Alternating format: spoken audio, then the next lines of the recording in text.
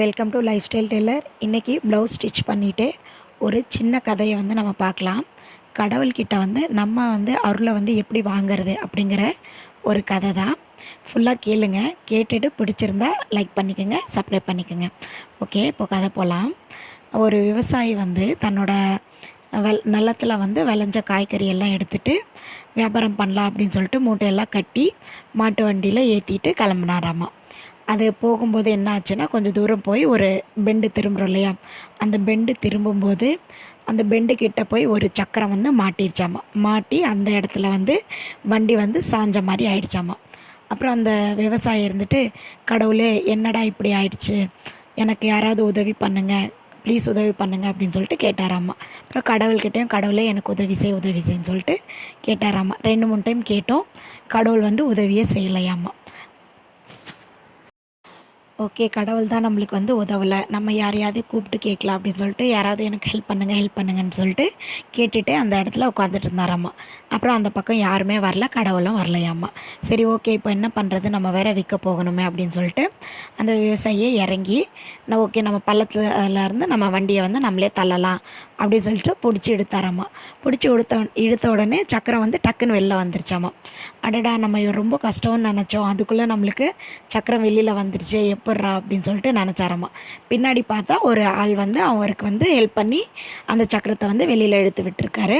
அதை பார்த்து தான் அவர் தனியாக எடுத்ததாக நினச்சிட்டாரு. அப்புறம் சொன்னாராம்மா, கடவுள் கூட எனக்கு ஹெல்ப் பண்ண வரல, நீங்கள் வந்துட்டீங்க, ரொம்ப தேங்க்ஸு அப்படின்னு சொல்லிட்டு இந்த விவசாயி சொன்னாராம்மா. அதுக்கு அந்த ஆள் சொன்னாராம்மா, நான் அதாவது நடந்து வந்தார் இல்லையா, அவர் சொன்னாராம்மா, நீங்கள் எந்த ஒரு முயற்சியுமே செய்யாமல் மேலேயே உட்காந்துட்டு கடவுளே எனக்கு உதவி பண்ணுங்கன்னு சொன்னீங்கன்னா கண்டிப்பாக கடவுள் கூட உதவி பண்ண மாட்டாங்க.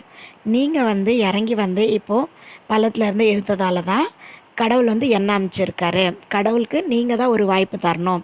அந்த வாய்ப்பு நீங்கள் கொடுத்தீங்க அப்படின்னா கண்டிப்பாக எல்லாருக்குமே கடவுள் உதவி பண்ணுவாங்க அப்படின்னு சொல்லிட்டு அந்த வழிப்போக்கர் சொன்னாராமா. அதனால் நம்ம எந்த ஒரு வேலையை செஞ்சாலும் கடவுள்கிட்ட வேண்டிட்டு அதுக்கான வேலையை அன்றைக்கே நம்ம அதை செய்ய ஆரம்பிச்சிடணும். நம்மக்கிட்ட முயற்சி இருந்தது அப்படின்னா கண்டிப்பாக கடவுள் நம்மளை கைவிட மாட்டார். அதை நம்ம தெரிஞ்சிட்டோம் அப்படின்னா நம்மளோட வேலை ஈஸியாக முடியும். நம்பிக்கை, அதாவது கடவுள் நம்பிக்கை கண்டிப்பாக நமக்கு வேணும். அதோடு சேர்த்து நம்மளும் ஒரு முயற்சியும் செய்யணும். அப்படி செய்யும்போது கண்டிப்பாக நம்ம நினச்ச காரியம் கண்டிப்பாக நடக்கும். நம்ம எதை செய்ய நினச்சாலும் கூட நிறைய பேர் இப்போ இருக்கிற காலகட்டத்தில் அதெல்லாம் உனக்கு நடக்காது, உன்னால் முடியாது, வராது அப்படின்னு நெகட்டிவ் கமெண்ட் சொல்கிறவங்க தான் அதிகமாக இருக்காங்க. நீங்கள் என்ன நினைக்கிறீங்களோ அது மனசார நல்ல விஷயமா இருந்தால் அதை இன்றைக்கே ஆரம்பிங்க, நீங்கள் செய்யுங்க. கடவுள் மேலே நம்பிக்கை வைங்க. நீங்கள் முயற்சி செய்ய செய்ய கண்டிப்பாக உங்களால் அது செய்ய முடியும். இதை தான் நான் இந்த வீடியோவில் சொல்லணும்னு நினச்சது.